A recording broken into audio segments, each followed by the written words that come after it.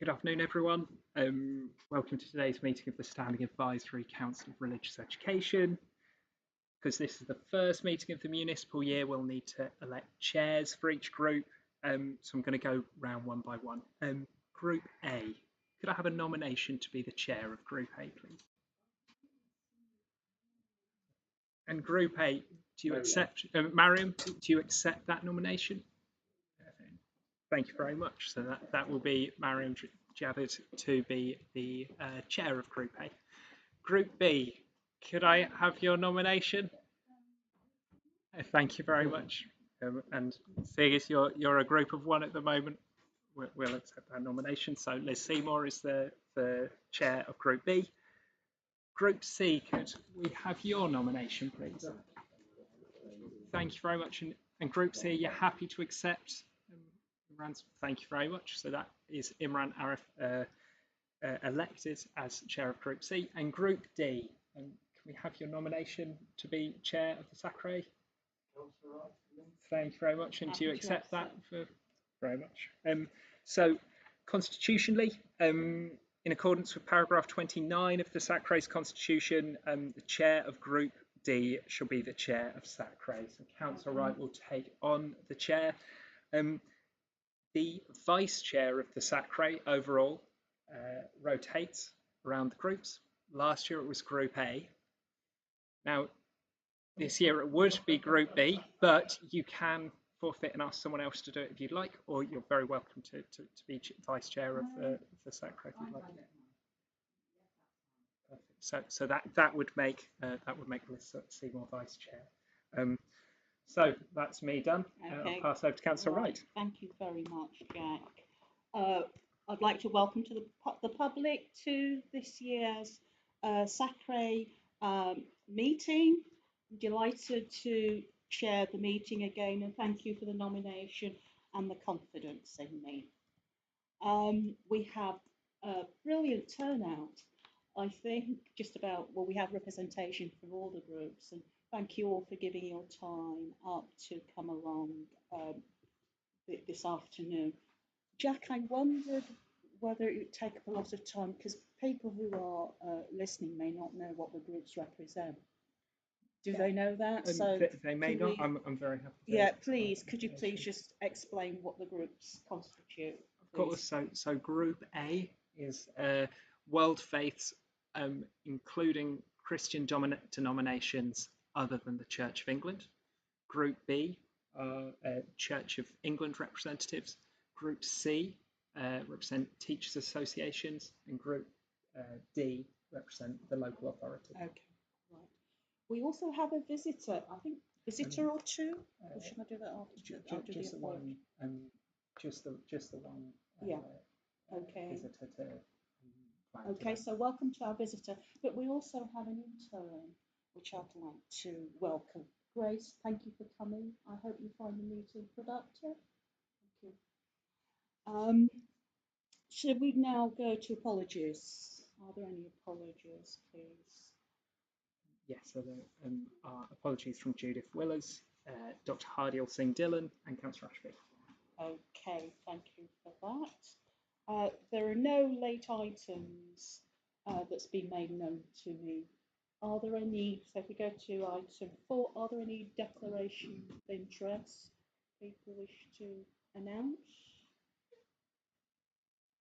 No? Okay. Can we go to the minutes of the meeting of the 19th of December last year? The reason why we have this is because the meeting that followed the 19th of December was not quorate. So we need, for those who were in attendance, can we go through for accuracy initially, please? We go through page by page. So this is for accuracy. Page 1.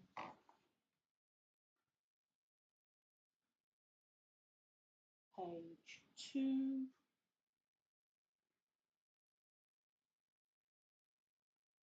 Page 3. which is the final page. Okay, those who were at the meeting on December last year, could we agree that this is a true record? Yeah. Okay. We don't do matters arising. We've also got the minutes of the agreed Yes, syllabus of conference course, as well. yes. So if we're in agreement with those, shall we go to the minutes of the syllabus conference, the 30th of January, and advocacy? Oh, that's a second.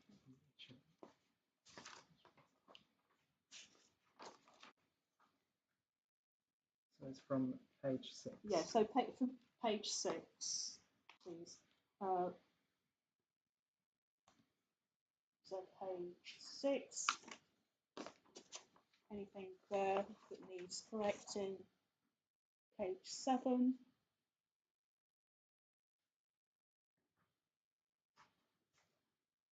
And page 8.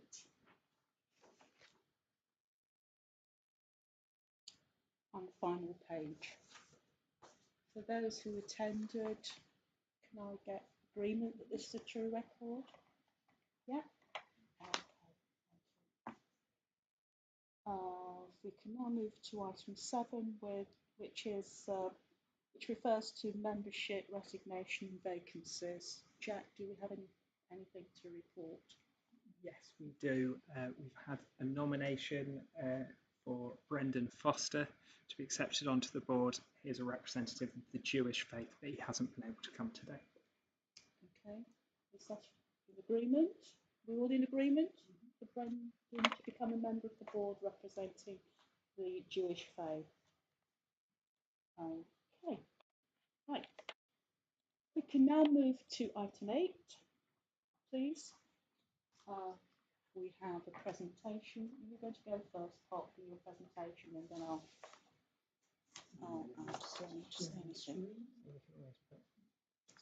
Yeah. Okay. How are we going to proceed with this? We'll have a presentation from Pop, who is the head of community safety at the council. And I will also speak to a paper that I circulated over a year ago. Okay, happy with that? And we're focusing on social cohesion as the topic. Thank Pop, you, please. Chair. Thank you. Okay, just going to spend a few minutes just setting a bit of context. Sorry, in terms of what we specifically as a team, it's not kind of the whole of the other council, although we are working in partnership with a few other services. But just to kind of give you an idea of what we're currently doing within education settings. So first of all, right, just want to, sorry, group C, you can't get me back to it, sorry. The first one, I just wanted to do a bit of a reflection on the kind of key challenges that we've been identifying within education settings across the other 6. Many of them will speak for themselves, but I think some may kind of raise a few eyebrows in terms of the kind of the risk that we're experiencing and seeing within schools. Misogyny is probably kind of top of the list because it's the one that's on the fastest increase and rise within our settings. And this isn't just within secondary schools. We're seeing this within primary as well, and that's kind of been through all of these. There's, in terms of the second bullet point, racism, Islamophobia, anti-Semitism, homophobia, very much on the rise as well. Been experienced for a number of years within our education settings. The next 3 bullet points are really kind of causes within this. Social media, access to information on the web, very much driving and engulfing people, but also providing, choose that word advisedly, but providing access to very harmful material online, kind of the gore, violence, suicide, side of things repeatedly featuring. More recently, it's been there for a while, but we're now kind of getting our heads around it. The penultimate bullet point: fascination with extreme violence and mass casualty attacks. It's very much kind of crosses the territory of serious violence and extremism and radicalisation when it falls into the prevent world. But definitely since January, the sentencing of Rita Kavana, we've seen an increase in referrals coming in from schools. And kind of the very last one as a challenge, we often get kind of in conversation around this with schools, is parental resistance to certain topics or exposing their children to certain topics. Certainly that's been evident in the kind of the religious education world, but there will be other things around kind of LGBTQ plus, etc., that parents don't want their children kind of exposed to within their classroom environment. Religious relationship and sexual education being another one within that. So schools are a microcosm of society, and yeah, you can see that kind of quite distilled within those settings. In terms of the work that we've been doing now, the majority of our work is directed through our prevent team, so within SACRE, we have 3 officers who are dedicated to prevent. They are funded by the Home Office, and we've been receiving funding for this, I would say, for nearly 20 years from the original Prevent Pathfinders. So there is an expectation from Home Office on Derby City Council to do some very targeted work in terms of radicalisation and extremism. We have a Prevent Education Officer, Sally Siner, who does a fantastic job within our schools. Her primary aim is to support schools around safeguarding from radicalisation, providing training, advice, and also support for curriculum development. But ultimately, it's to promote resilience and respond effectively to emerging risks. We deliver a variety of projects within school settings. 3 of the very specific ones are Lessons in Hate by SACRE, radicalisation from 2 organisations, the Youth Alliance and Groundswell. Depending on the school and also the nature of referrals and concerns that are being experienced within those settings, Sally will also do bespoke workshops to directly support school leadership within those settings, and also then deliver the face-to-face prevent training as well.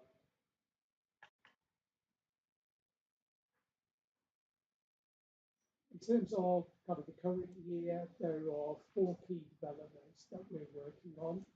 We've already delivered the first in part, which is anti-racism leadership workshops for head teachers, DSLs, deputies within school settings. That's delivered by Diversity Days every day. That's something that we're going to continue through this year.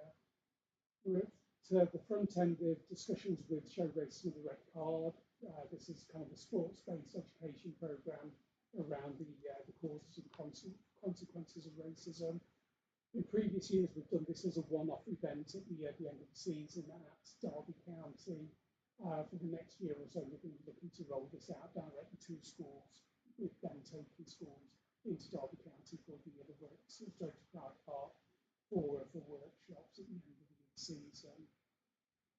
We're still going to be continuing with the Prevent project. They will slightly change in terms of who the delivery partners are and the direction, but there very much will be that focus on extremism and hate. And we will be bringing misogyny into the mix this year, alongside misinformation and debate. A context to everything that we're doing at the moment, the Derby City Council did have a cohesion strategy, which was written in 2016. It's way out of date at the moment, and the content is very out of date. So we are reviewing and renewing a social cohesion strategy for the city. Now, there's a very deliberate choice of words here. This isn't an integration strategy or a cohesion strategy, kind of at its face value. This is about the causes and the drivers that has created division within our communities to tackle some of those deep seated issues: housing, education, availability, attainment, etc. So it's actually going to be working with all communities, especially marginalised and disenfranchised communities within the city. So that's kind of a very quick whistle-stop tour of what we're experiencing, the work that we've been doing, and kind of the forward look to 25, 26. Okay, we'll take some questions and observations, but before we do that, perhaps it's probably worth at this stage just drawing your attention to a paper that I put together last year that raised similar issues in relation to community and social cohesion. The paper's there. Some of you may have looked at it, but there's an opportunity to give it a cursory glance. I just want to sort of give some sort of context to this paper. As with other areas, Derby experienced August of last year. In Derby, it's a threat of unrest, but in other parts of the country, you may be aware, there were unrest that related to antagonism between different communities. And out of that, I put this paper together to focus, not necessarily for this committee, but more widely, on the role of the Council for fostering community and social cohesion. The focus here is less so about indicators of lack of social cohesion. It looked at, so on page 2, I talk about what do we mean when we talk about community and social cohesion. Those terms are used interchangeably. What are we talking about? People living together, having shared values, even though they may have different backgrounds, etc., etc. So what is it that we would expect if we had a situation where we had different people, communities, etc., living together, inverted commas, harmoniously? And the role that the council should play, is expected to play in this. I mean, there are councils have legal responsibility, incidentally, to create safe environments for the residents and citizens as such. In the paper, I was also trying to raise attention to the fact that in addition to what the council does, and POP has done this in detail, education itself as one of our institutions that play a huge role in socialising our future citizens. So education has a specific role in terms of fostering social cohesion, getting young people to live together, work together, etc. And indicative of that is the curriculum, that the RE curriculum, Religious Education curriculum, that we formulated, a successful piece of work. And that curriculum, whilst it's focusing on a specific area, discipline, which is religious education, within the knowledge giving are also inherent skills about and which are there to assist young people in terms of working together. Finally, I just want to make another point about social community cohesion. Now, if people are living in deprived contexts, if people are poor, if people do not have access to basic resources so they can function, you are placing individuals, placing groups in a situation where it's very difficult to foster social cohesion, community cohesion. So in addition to the institutions that have a specific role, society also has a responsibility to ensure that people are well fed, are comfortable, have decent homes.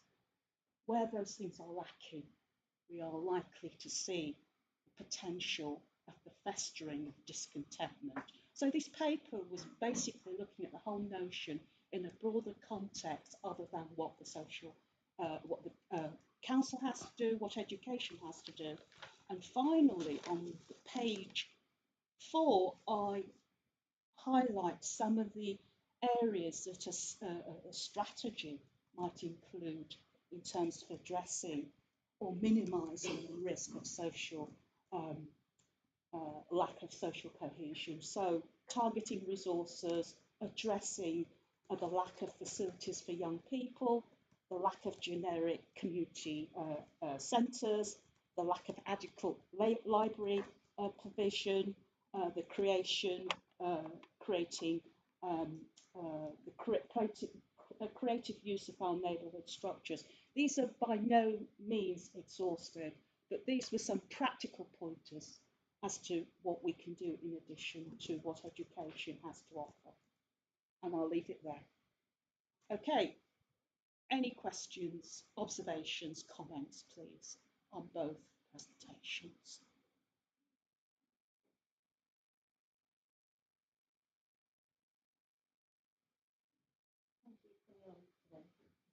Not a problem. Obviously, if there's anything after the meeting, fire chat. I see. Oh, sorry, I can't see my glasses. Imran.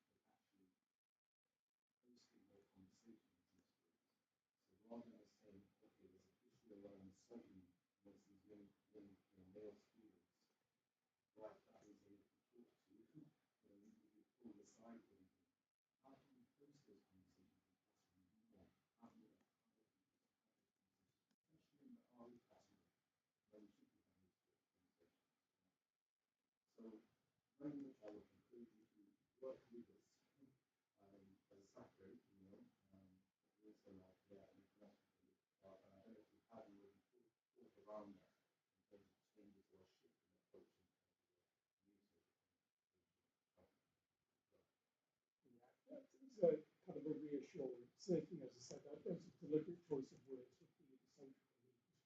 That was the forward look. But the reassurance I would give is in terms of Sally as a Prevent Education Officer. One is I poached her from Denver School. She was an RE teacher. And so she's brilliant. That's why she was so good for that particular post. But the work she does is very much, yes, there is a reactive element. When something flares up, we do have to go in and respond. But a lot of the work is around that curriculum development. It is about building resilience. Because at the end of the day, it's just one person. There are a lot of schools within Derby. So we've got to lead an element of sustainability. But as you saw with those bullet points, there's something new comes around the corner every day. You know, that fascination at the moment, growing fascination that we're seeing with gore and serious violence, and extreme violence. 10 years ago, we weren't experiencing that. I'd say 5 years ago, we weren't experiencing that. This is very much a phenomenon of the last couple of years. So we do need to try and, one, react, but also try and get ahead of the curve. A lot of the work is facilitated not on a one-to-one, but as group discussions. So many barriers that comes over Redmond, does the lessons in hate. Some of that will be in assembly, but others will be classroom-based discussions. And you kind of hit the nail on the head in terms of RE, having that safe space to have those conversations, and that's what we do try and facilitate.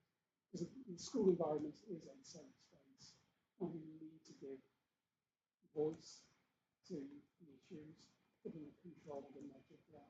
Because if we don't do that, somebody else will.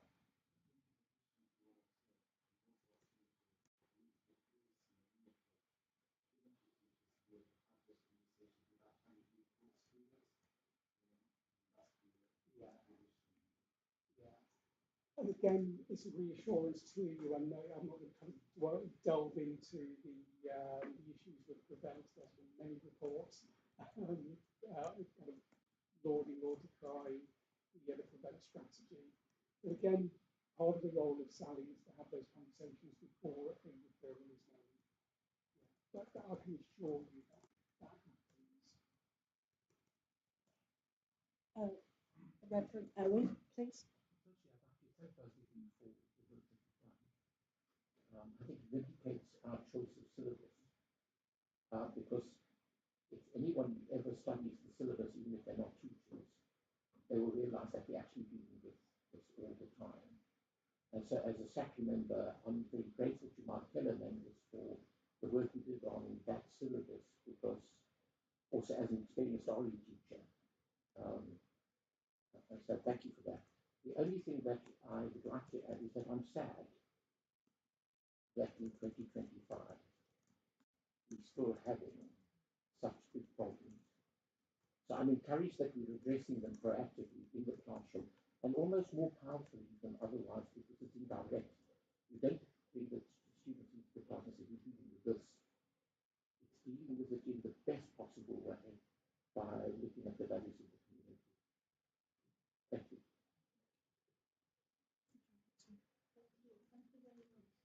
So I was wondering, do you think it's a good idea to have some kind of evaluation perhaps of the work that you're doing, the work that you're doing with the schools, to show us the progress, so we can, I don't know if you can have some data points as to, how we're doing, so when we look at it in a year or in 6 months or in 2 years, we can say, well, these were the problems, this is how many in certain areas, and we don't have to be specific so that it's not,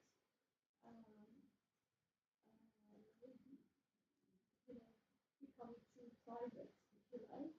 But generally, we can say, well, as a result of your work, now we have reached this level of progress and understanding and cohesion.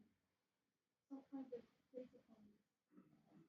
Yeah, there's a number. I won't rattle off everything that we can do, but we do have to do because we are funded by the Home Office. There are regular reports and returns that we do, so I can always base something on those. That's kind of the prevent side. The wider hate crime, the other issues that we're dealing with. Again, we've got stats that we're working to, and I guess in a year's time, more than ever, more than happy to come back and report on that.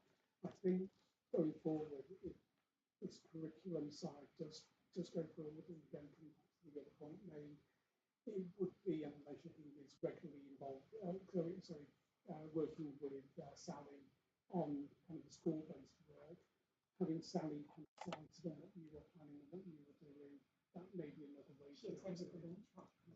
So there you are. So there's already that tangible relationship at the launch party. So Sally will be a good touch point as well in terms of how that soft impact.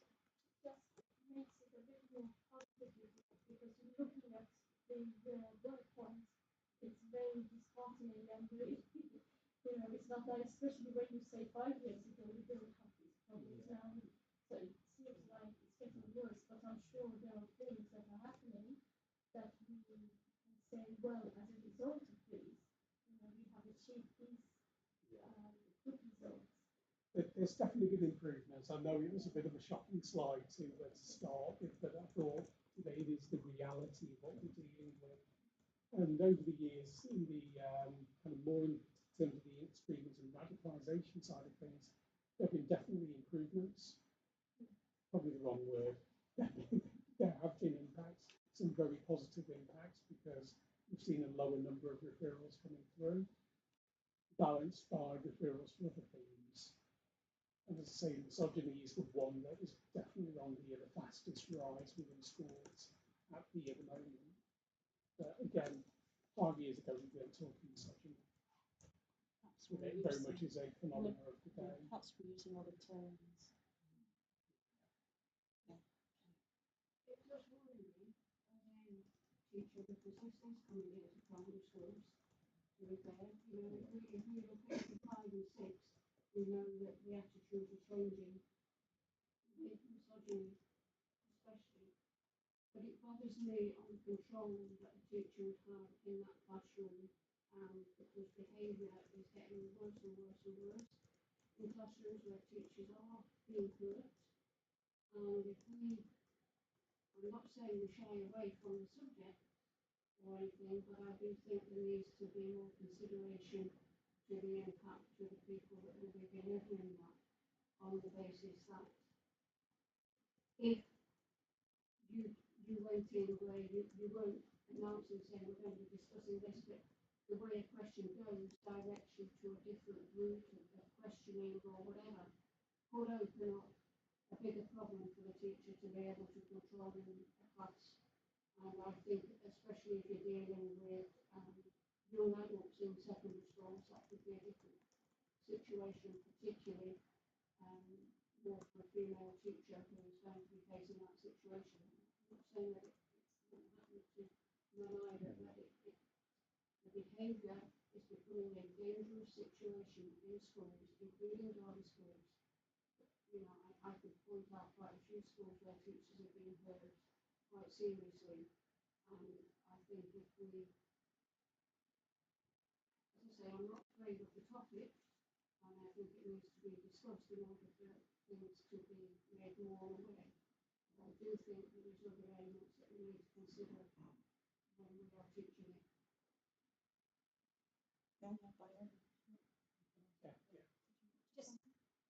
Just to reiterate that there is now, well, not on reiterate because it was mentioned last time, I'm just thinking about our previous dialogue. There is now an opportunity for our RE teachers to come together collectively to talk about issues that they feel that they need support in terms of specialist support that Ian's been able to support with, but also that element of resiliency that Imran has just referred to. And actually, as somebody that supports Derby schools widely, I've already had discussions with our director about a form of resiliency programme, because actually we need to allow children to have conversations in a safe space, but we need to empower our teachers to be able to have those conversations, and that requires support and training, and that's something that we are working on. And when I use the word we, I mean broadly beyond SACRE, because Pop has already alluded to the fact that I work very closely with Sally Siner. We facilitate collectively, we've done the anti-racist work with our head teachers already. We've got the second part coming up. We're doing PSHE work to talk about resiliency. So there is a crossover, and the issue is around curriculum. So we are responding. I'm reassured that we've got an anti-racist unit in Year 6. We didn't have that in the framework before. We have it now, and you've quite rightly identified it is in primary schools. So we're making small steps, but actually there's a wider jigsaw beyond just SACRE. It's around curriculum, but it's about empowering our teachers as well. So it is a piece of work, and I will be able to come back and feed back future SACRE meeting about what that resiliency programme will potentially look like, what that anti-racism work will look like. But now's not the time to kind of do that because I'm not forearmed and ready with the actual information, but there's a piece of work that's underway. Sorry.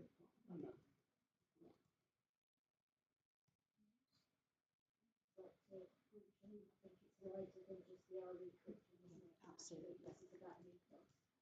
And just looking at the strategy for tackling deprivation, it's wider than just the RE curriculum. It goes into the SACRE, it goes into the whole ethos, doesn't it? To make sure that everyone feels equipped to deal with these conversations, but actually everyone feels able within schools to signpost parents to ensure that all those policies and looking at the councillors at this point are there for all groups equally. So it's a slightly bigger issue, isn't it? But we start with the curriculum, we start with school ethos, don't we? And we build those relationships so that where we notice that needs, whether it's our staff needs or it's our family needs, that we're there to support. Can I, following from those observations and thoughts, Bob, thank you for your presentation.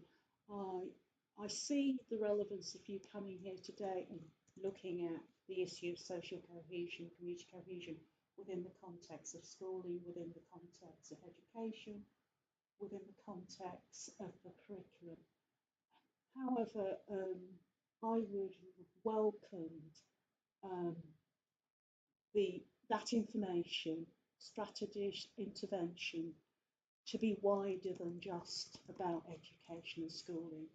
What I would welcome is some indication of how the issue of social community cohesion is being tackled in housing, how it's being tackled in health, how it's being tackled in community safety more widely. Because it will take more than just education to foster community and social cohesion. So as a councillor, I would welcome some indication of what work is being done elsewhere. I mean, I feel a bit queasy about community cohesion, social cohesion being spoken about in terms of the Home Office and what the Home Office has made available in terms of resources, because it's wider than that. And it may not necessarily be linked to just race as such or issues of race, but people's needs more generally. So would it be useful at some point to have some sort of a slide or overview which tells us a little bit about what else is happening in terms of the council fostering, council's attempts to foster community and social cohesion other than through education, please? Thank you. Yeah, I take your point, Chair. Obviously, I've tailored this to SACRE because it's in relation to education. I didn't feel it would be appropriate to tell you everything that's going on across the city at this present time.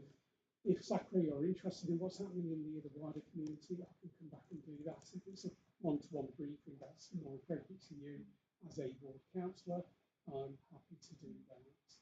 It could just be a slide.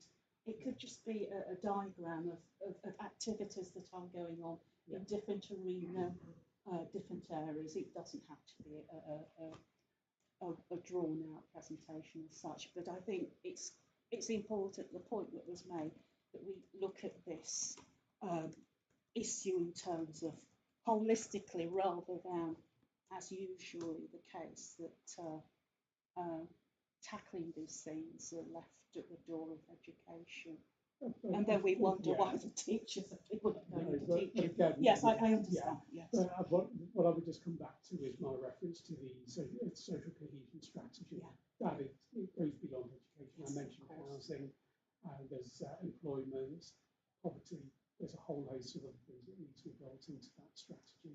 We are at the front end of developing it. As I said, it was 2016 when it was last written. So it's undergoing a complete overhaul at the moment. Absolutely. Did you want to come in and say a final? Yeah.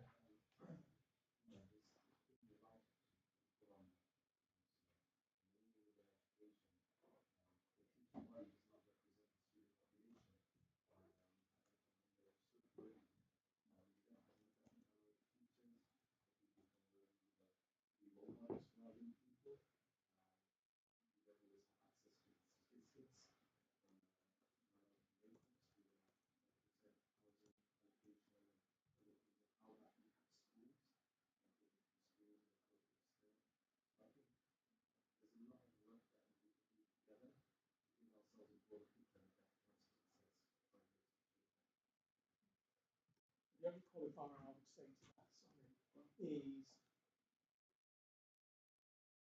and I'm trying to choose my words very carefully here, in terms of this being the standard advisory council on religious education, how much broader information and how much wider than schools are actually doing that. Well, schools are in the community and the society, aren't they? They're not isolated institutions. Did you want to come in, Councillor? Yes, it's a great point. Thank you, Yes, Chair. And thanks yes. for your report as well. Interesting reading.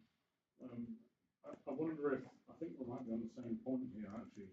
I wonder if there's an alternative way of looking about this, and it's not, rather than to try and bring something into a committee with a really defined and let's not say narrow, but a specific terms of reference. I think the alternative approach might be for representation from this committee to be fed into the cohesion on a wider scale, rather than try and bring it the other direction. So, I mean, as fundamentally as sending your report off to the cohesion team, step one, right? But then how can this committee form an ongoing representation into the cohesion strategy, rather than trying to get the strategy brought back into this committee as well, getting at? Thank you. Very helpful point.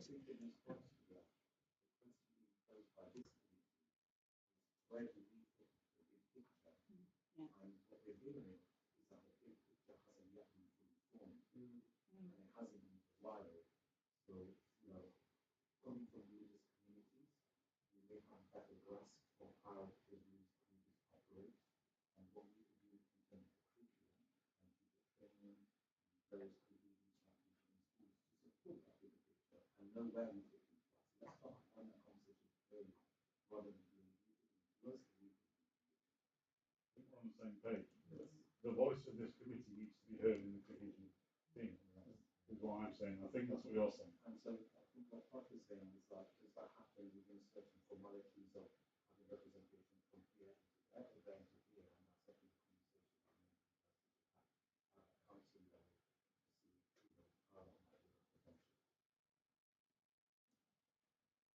Yep. We have a civil servant.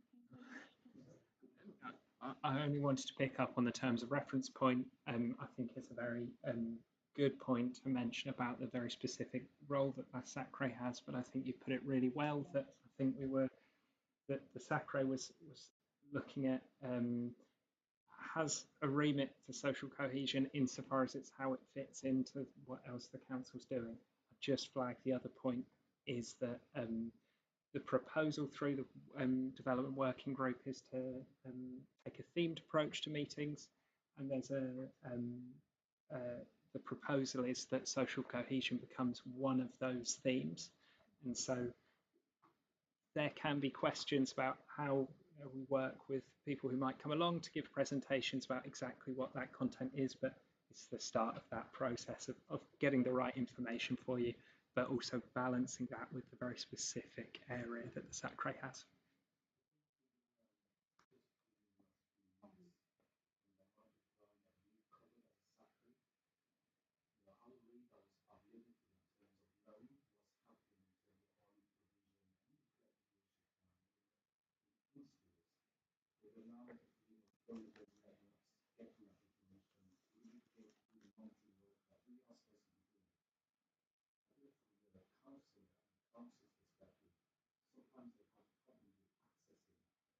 Members of the community, representatives of the and here's a SACRE, on a skill step, is progress. And I think the evaluation will make use of that. And if there is something within the regulation to prevent you from doing that, I'm sure there's also something in the regulation that can help you to do that. And you collecting members from the SACRE to help develop that. Will give you expert advice or, specific knowledge and things like that. To help your final strategy to have more representation, of course, Just on that, sorry, just on that point, there will be a working group to put in place to develop a strategy. Because I don't want it to be me or a member of the team sat at the desk writing that it will be an organic development. So if you do want to nominate a member of SACRE to sit on that working group, more than happy to do that. Okay, people happy with that action? That there's the offer of us playing an active role in the shaping the formulation of the council strategy with respect to social cohesion. Okay. People happy with that going forward? If I wasn't go on. mistaken, Chair, I think it was a volunteer. Yeah, okay, we have a volunteer. I think you'd be a good volunteer. You could make that nomination now if you'd like. Can we make a nomination now for that? Yeah? Go on, Imran. Imran, are you happy to do To that? be Sorry, I don't nominated. Thank you. Well, that's really positive. And also to remind people, as you've just said, Jack, that this particular issue, topic area will be part of our work plan of action or work plan going forward. So there'll be sort of reciprocation. You go that and we're also developing what we need to develop. Okay, right. Thank you very much for that really productive discussion. Thank you. Thank you very much for coming along. We look forward to us working with you to solving the problem. Let's be hopeful and optimistic. Okay, thank you very much. Thank you. Thank you. Yes, thank you. Okay, shall we move to the next item on the agenda, which is the talking about plans, development plan. Shaheen, please, and Jack. Is it you? Is it you? So I supported the working group for SACRE, so I've done some work to put some stuff together with Shaheen in response to those recommendations. The report sets out, first of all, the recommendations in a table with actions next to them, and our proposal is that becomes the action plan for the SACRE to adopt. So that's the first point. It's item 9 if you're looking. That's probably closer. Shaheen's probably knows the specifics in the response to the recommendation. So perhaps I'll pass over to you for that. So I don't know if you colleagues want to make reference to page 49 of the action plan. So as Jack has already made reference to, this is based on the self-assessment process and the work of the working group.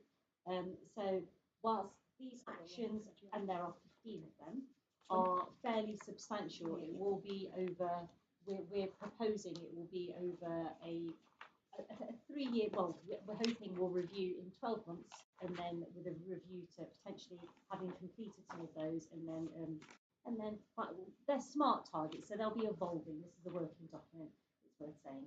So in terms of some of the actions already, we've already made kind of headway in what we've done and what we've achieved. So things like, I won't read it through with you, but in terms of network meetings, they've already been established, they're in place, that will be a rolling programme. Monitoring, that should have started, it should have commenced in June, but unfortunately, due to staffing restrictions in schools, that has been postponed now. We had one very willing group of schools that wanted to be involved, but unfortunately, the other schools weren't able to partake. But that will be something that we are pursuing moving forward. In terms of training, we've got a skills audit that we have facilitated that has been, hopefully everybody's received a copy of that. Thank you to Ari today for supporting that process. That information will be reviewed, and that will then determine training opportunities for SACRE members. In terms of the induction pack, Jack, that's already underway, isn't it? Absolutely. I'll just refer you in the report and links that induction pack. I do have some paper copies here for you to take a look at, but I'd encourage you to provide any feedback on that in order for it to be adopted perhaps in the November meeting. And that also comes along with the code of conduct as well, which is being proposed. Yeah, brilliant. And in terms of, I mean, how would you like to do this? Has everybody had an opportunity to read through this? Does anybody have any specific questions about the action plan? I think as opposed to reading it through to you, is there any kind of observations you'd like to pick out? Imran, you're looking pensive. Is there something you'd like to say? Okay, yeah, go on. Yeah, no.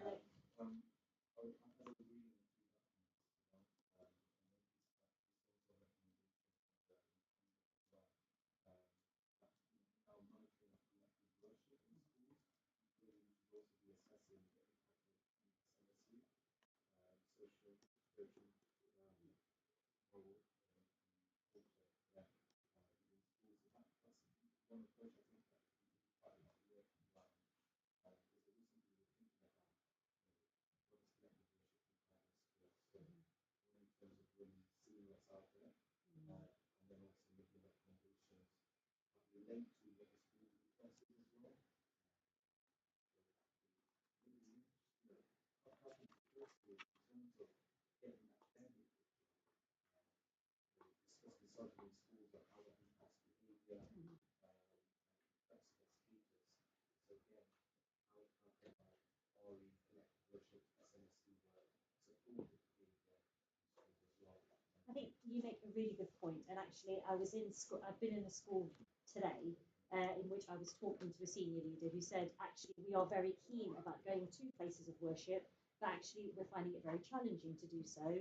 And then actually, we had a conversation about a potential directory of places that we could go for places of worship, and actually, this SACRE group help inform that.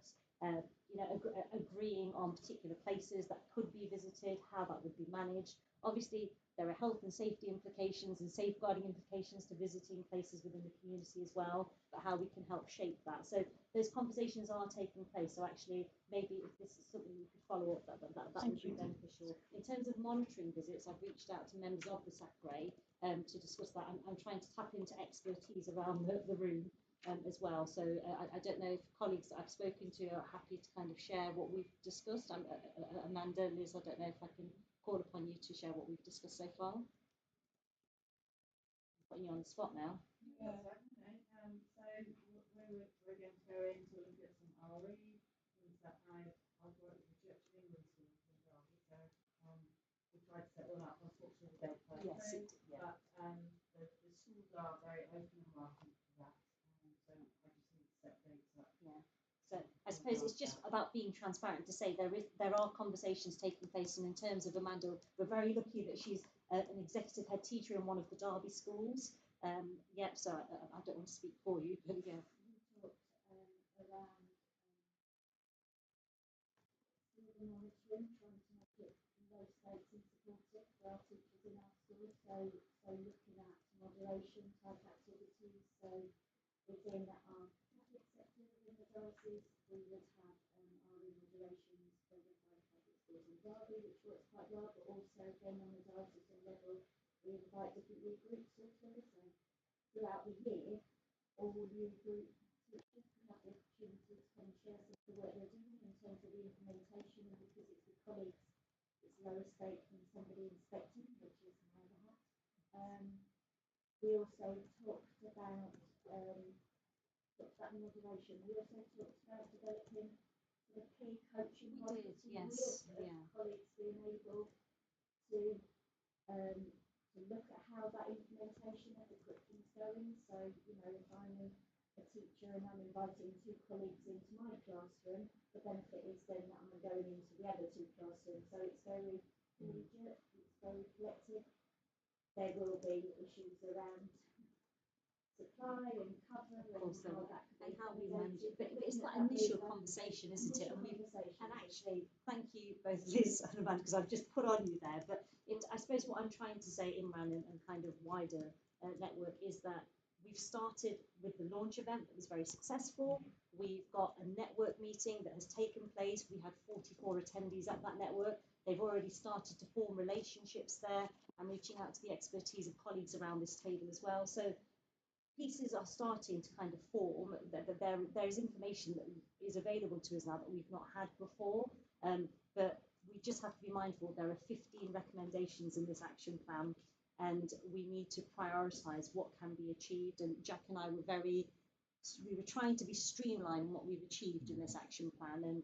And thanks to Jack for pulling this information together, because 15 recommendations is quite significant. So what we've just discussed with Liz and Amanda and anybody else that would like to be involved is it's got to fit within those 15 priorities. Collective worship is one of them. Forming network meeting is another one. And teachers supporting one another is less reliance on us. It's more than relying on each other. And that's a sustainable model. So that's what we need to try and foster. And with the support of RE today and the specialist input, that can happen. So it's all marrying together, hopefully, quite well. Yes.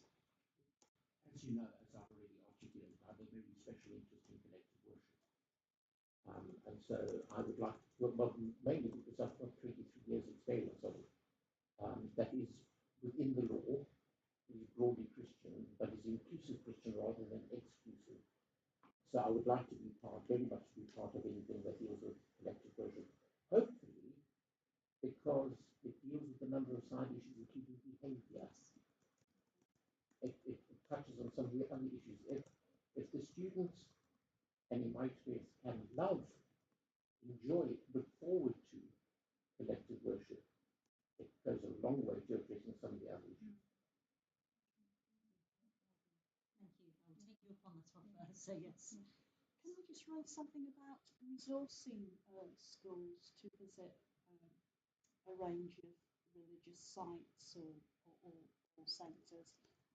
It has come to my attention that primary schools, because they don't have the resources, perhaps find it difficult to take children to places like, is it the Open Centre or is it the Open Centre? Because they don't have the resources. So what can we do to enable, and I'm thinking particularly primary schools here, perhaps the secondary schools better resourced in theory. What can be done to assist with the resourcing? Because there's no point in having the expectation in the curriculum that schools, children are able to go and visit and participate and be part of, and they can't practically do it because they don't have the resources. Go on. A quick thought on that, Yeah. is that each ward with the school in it has got a neighbourhood budget that each school is welcome to apply to. Oh, thank you. Have you making Did note you of know that? that, Amanda? No, I didn't know that. Oh, well, that's why we have councillors here, you see. Counselling would be 100% funded because the ward budget exists for the whole ward, not any particular religion, but it's worth applying. Thank you very much for that. Thank you.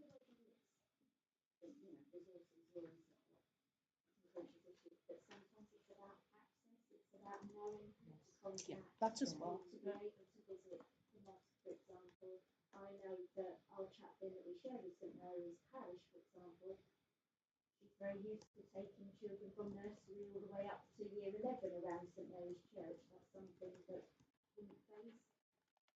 So I know that from I guess this is an opportunity for me to widen my net in terms of those links of being able to have those conversations and say what's the likelihood of being able to visit other places of worship, which I think lots of schools would be open to, but maybe just don't know how.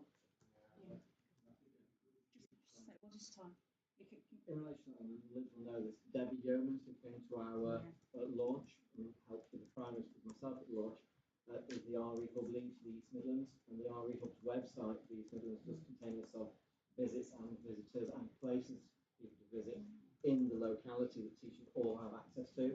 And one thing that Debbie does is she will also train visits and visitors and places of worship to say, this is how you speak to children, this is what you need to be aware of. She'll talk about the need for DBS or being aware of you're not running out on your own and what you can and cannot say. So actually, in the East Midlands, it's the RE Council and RE today work together to develop the RE hubs. So our regional one for the East Midlands, Debbie Yeomans runs it. And so actually she does have that information on places of worship that schools can go to. And all schools have access to that because it's funded through the work of RE Today and through NATRE and through the RE Council and through St Gabriel's. So there is actually a website. And there's one for every area of the country, but as I say, ours, we do have a really good relationship with Debbie. She knows Debbie really well. So actually it's something there that we are trying to promote to schools to say, actually, if you want a visitor, these people have been trained on what to do. But anybody who wants to become a visitor can apply to Debbie for that training, and the trainings are until the 7th of July this year. But also we'll have a list of places of worship that children that school are happy to accept school visits that way as well. I will get them sorted. If you just contact me, I can sort that out. So I've got a couple of actions that I'm just going to suggest that will happen. Sorry, will that information go out to everybody? I'll do it via Jack. I will put the information for school leaders into the school circular in regards to the RE hub, so that's disseminated to staff. I will contact Debbie to see if actually she can come along to the Future Network meeting. and that network meeting is scheduled. The next one is scheduled for October, but actually there's no reason why I can't formulate a bit of a staff update and cascade that information. Yes, and then I will bring that information to the next SACRE meeting. Okay. Anything else on the development plan? It's a working document. It is absolutely a working document. Yeah, sorry, Councillor. Yes, just a couple of operational points. Yes. Sorry, I know it's, No, please. Point one on there. Supposing somebody does take the interest of someone in their network, what's the procedure for making the introduction? Yeah, go on, Jack. Get in touch with me as the first point of call. The procedure we're trying to introduce is bring people along to observe a meeting, and then there'll be a question for me to be able to work with that person to find a nominating body to be able to formalise their nomination to the SACRE. But that kind of bureaucratic process I can take care of. The key thing we need is the interest, and for as long as we've got that, we're fine. And it's very good. And point 12, I know that there's no further action plan, and I just question their plausibility of including it in an action plan if there's no further action plan. Go on, Jack, please. We can take that out. We'll take it out. Yeah. 14.1. Yeah. Okay. Or maybe we rag rate it. Yeah. Maybe we rag rate it. I read on the there green. Other further observation? Please get back to Jack. Yeah, thank you. Anything else on the plan? As I said, it's organic, it's a working document, so hopefully we'll review, update on it at meetings. Okay, thank you so much for that. The launch event, so next item, please. The syllabus. The syllabus event, Yeah. yes. Yes, it was quite, well. Gosh, it seems like a distant memory now, doesn't it? So on the 30th of April, I'm pleased to say that we had 95 delegates in the council chamber who attended the RE Derby launch event.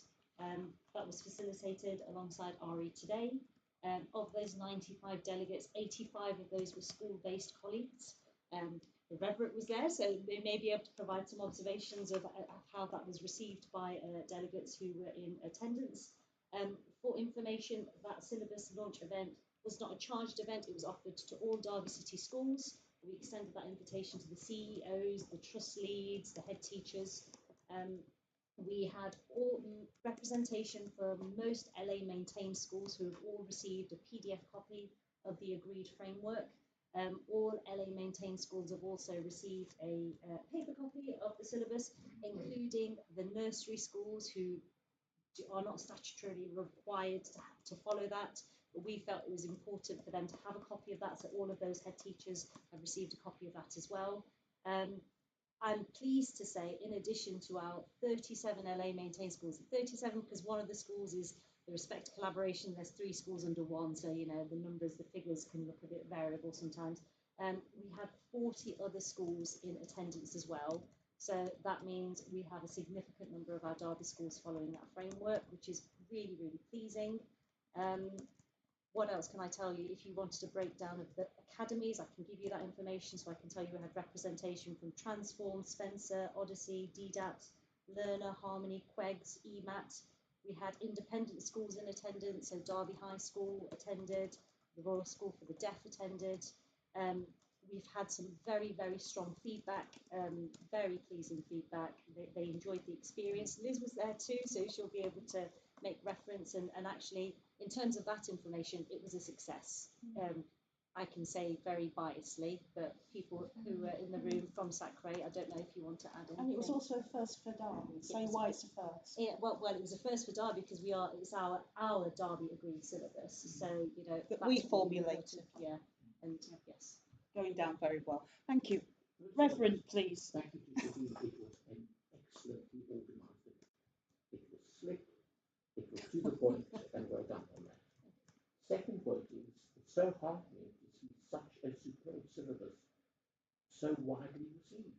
Absolutely. You know, I thought that was delightful because it is, and I'm a bit biased, it is a brilliant syllabus. It's one of the best I've seen. I'm biased because I chaired it. Carry on. And so that the second point was really heartening to see that a voluntary event and the quality of the participation showed that they were really dedicated thoroughly positive, fantastic event, and thank you again to you. Yeah, no, I think it was very well organised, very well done, very well received, and it was also good because you had the open centre there, so you had, yes, teachers were able to go and liaise with her as well, network with her, and they, thank you for inviting me, because the church meeting schools, they were coming with specific questions as well, so that was really helpful. And certainly the afternoon session as well, they explored it in more detail, right? And it's very important to say that it is a framework. We haven't resourced it. We did invite some other RE providers as well. So Jigsaw were in attendance as well as RE today. We are not suggesting one resource over any other. We're creating an opportunity for teachers to come together collectively. The resourcing of this document is down to them, but we're creating opportunities for them to come together. And I can call upon you as somebody who goes into other local authorities and other schools, but you even said that it was quite a nice launch event in terms of how it was. I mean, since your launch event, I've done 18 launches in the past 2 months. And Derby was clearly the best. It was clearly the best, yeah. So 1,000 launches this morning if I go to Derby. So I drove over from the northwest. So it's a real plus for the City Council It is a huge for facilitating such an impressive. And Shaheen does know this, but we are using the process that you went through here recently as an example of excellent practice with other local authorities where they are not following the requirements of the legislation as you did. So we have actually worked with 2 authorities who were not following it. And the idea was that actually if we follow what we did in Derby, you will make everything templated, you'll meet the requirements of the 1996 Education Act, and they have therefore done. Can we charge? I can ask. But it's not about the money, is it? So we've got this great list of all of us, so that's what's really important. So yeah, thank you. And just to add, the network meeting was well attended. So we had a network meeting that was supported by RE today on the 11th of June. We had 44 delegates in the room. It was a mix of schools. Unfortunately, the attendance of secondary schools wasn't as favourable as I would have liked it to have been.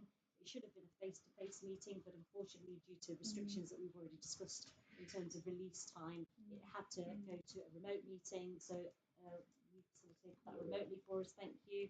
A follow-up meeting. So the next network meeting is on the 15th of October, followed by one on the 25th of February. The agenda is to be determined, but based on our conversation today, things like the RE hub would feature, and potentially forming peer triads. And so that information will I will share that with Jack, who can potentially cascade that to members to inform next steps. Excellent. Thank you so much.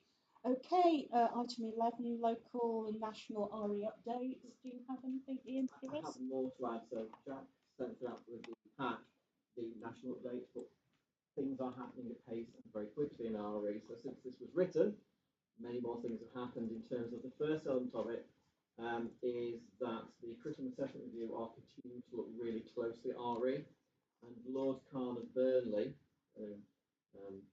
actually mentioned, and I've got what he said, is that he is very, very keen on the role of SACREs. His exact statement was that SACREs have been central to ensuring that RE remains academically rigorous, which your syllabus has at its heart, academic rigour, inclusive and reflective, and he was very keen that SACREs were aware how they were supporting social cohesion. Now, Lord Khan is a parliamentary Secretary of State for interfaith relationships in the House of Lords. He is leading on that area at the moment. He's really keen for the local agenda to be really forthright in RE. We know that Becky Francis has been undertaking the curriculum review.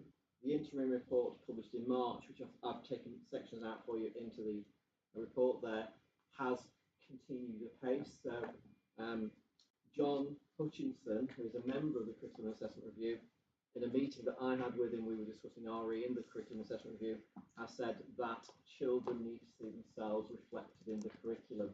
And that's one of his key statements, that children have got to see themselves. Parallels an NEU report that children often feel that they do not see their own real lives reflected in what we're teaching. It's too alien to them. In fact, 25% of children say they're not seeing themselves reflected in the curriculum.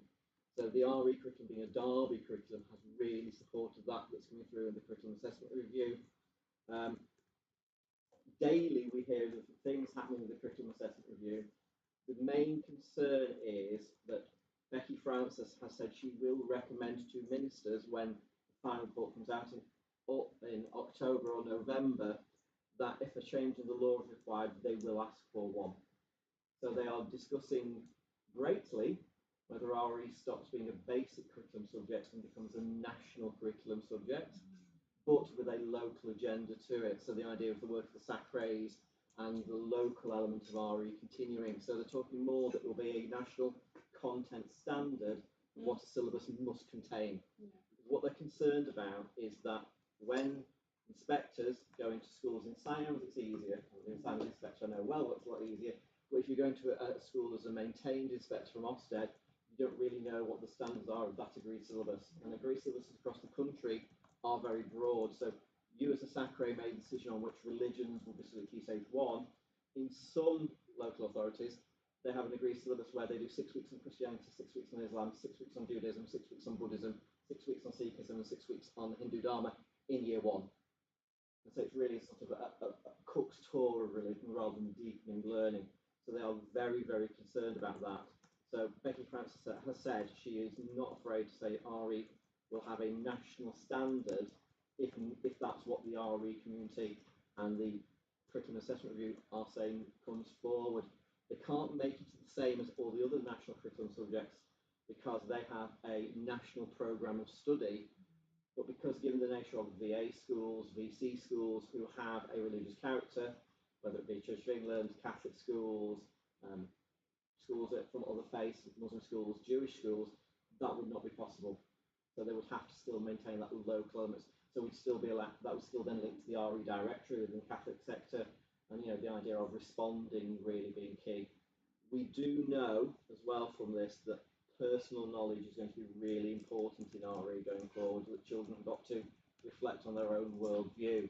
And at the NASACRE conference, a lot was made around the idea that everybody has a worldview, and therefore we should be respecting that worldview, but educating children to talk about it and explain what their worldview is and where it comes from, but then recognise that everybody has the right to their own worldview, so that social cohesion element is really there. So we are hearing a lot from the curriculum assessment review about RE, and it is really interesting to note that of the 2 subjects mentioned in the curriculum assessment review, RE was one of them.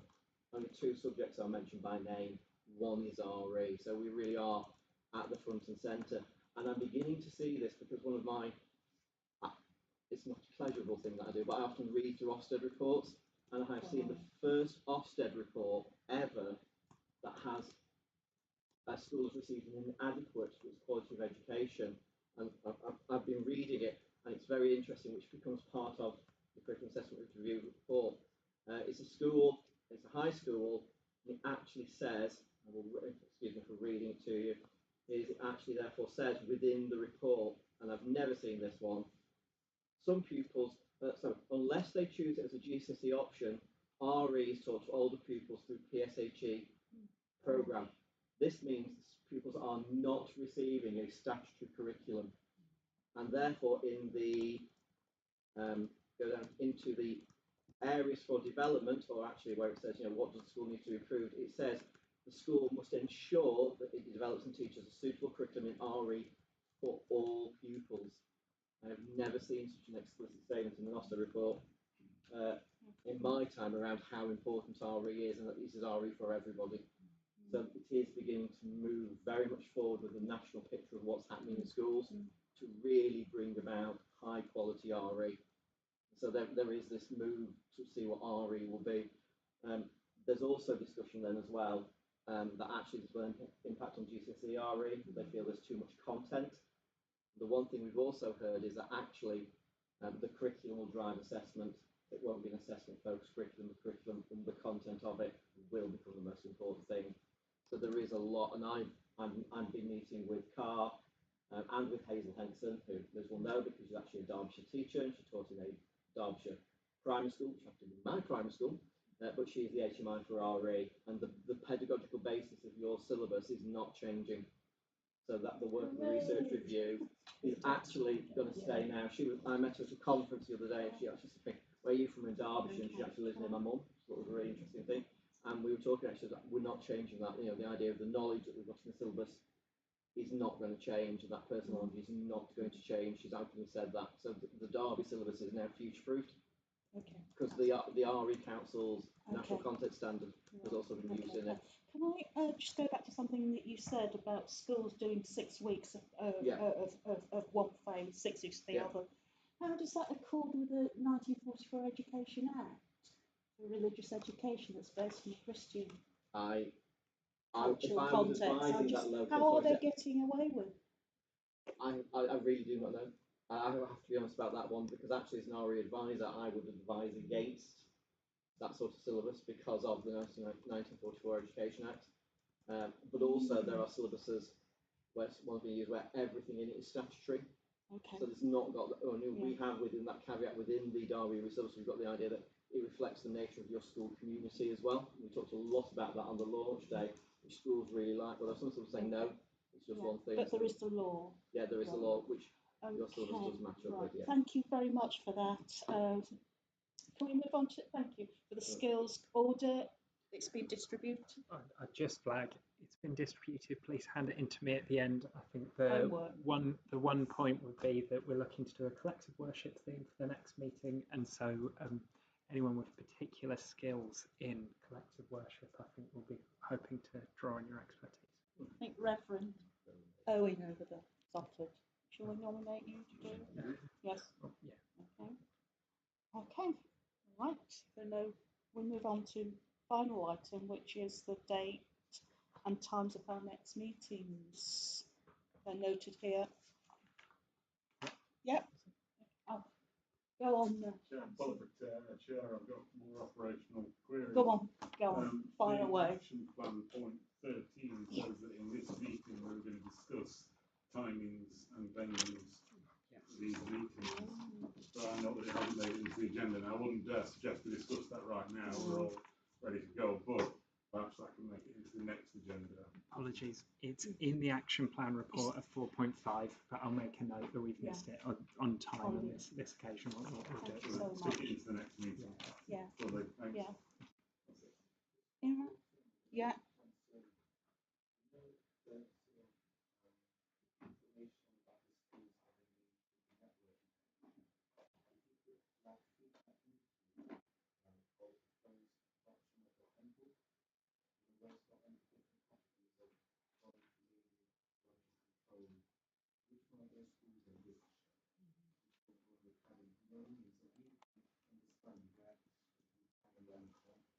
Yeah, well, I've got that information. I've listed the schools here, so that's easy. Okay. Yeah. Did you want? Yeah. Okay. Thanks. Final point.